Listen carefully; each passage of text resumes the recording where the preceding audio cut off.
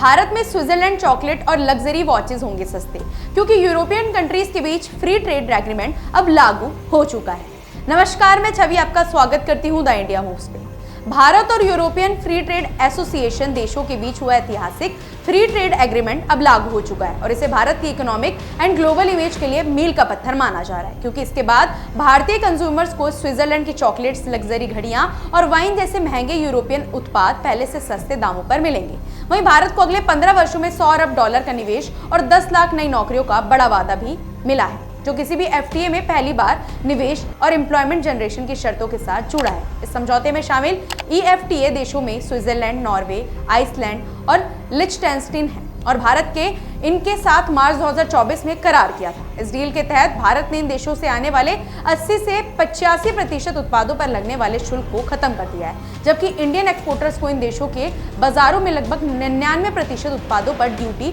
Free access मिल जाएगा। Experts का कहना है कि करार भारत के लिए इसलिए खास है क्योंकि यदि ईएफटीए देश निवेश और रोजगार के अपने वादों को पूरा नहीं करते तो भारत उनके लिए दी गई टैरिफ छूट को वापस लेने का अधिकार रखता है। यानी इस बार डील केवल व्यापार तक सीमित नहीं है, बल्कि जवाबदेही और ठोस लाभ से जुड़ी भी है।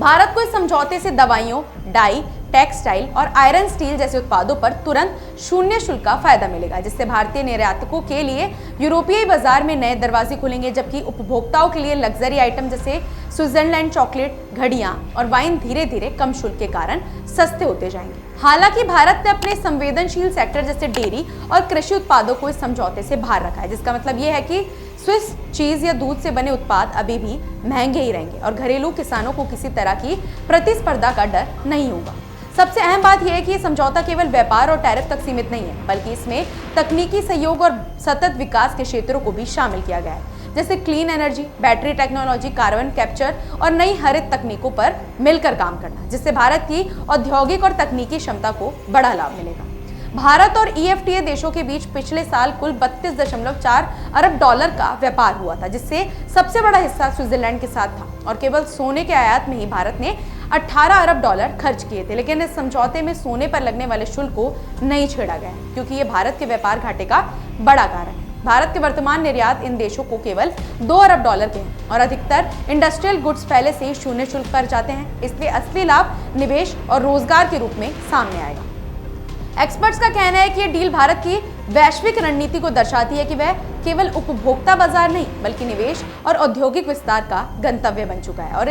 ये संदेश यूरोप समेत पूरी दुनिया को जाएगा कि भारत अपने बाजार को खोलने और लिबरलाइजेशन की दिशा में आगे बढ़ने के लिए तैयार है। आने वाले समय में यह समझौता भारत की विनिर्माण क्षमता को बढ़ावा देगा, टेक्नोलॉजी ट्रांसफर जैसे क्षेत्रों में नए अवसर पैदा करेगा और सबसे अहम बात यह है कि लाखों युवाओं को रोजगार के अवसर मिलेंगे, जिससे भारत की आंतरिक अर्थव्यवस्था और ज्यादा मजबूत होती जाएगी। एक्सपर्ट्स मानते हैं कि यह डील केवल स्विस चॉकलेट और वाइन सस्ती होने तक सीमित नहीं है, बल्कि भारत के लिए अगले 15 वर्षों में इंडस्ट्रियल एक्सपेंशन, तकनीकी सहयोग, विदेशी निवेश और लाखों नौकरियों का बड़ा मौका है, जो भारत की वैश्विक छवि को मजबूती देगा कि वह केवल एक विशाल उपभोक्ता बाजार ही नहीं, बल्कि विश्व का उभरता हुआ निवेश केंद्र भी बने। फिलहाल ऐसे ही अपडेट्स के लिए जुड़े रहिए हमारे चैनल द इंडिया मूव्स के साथ।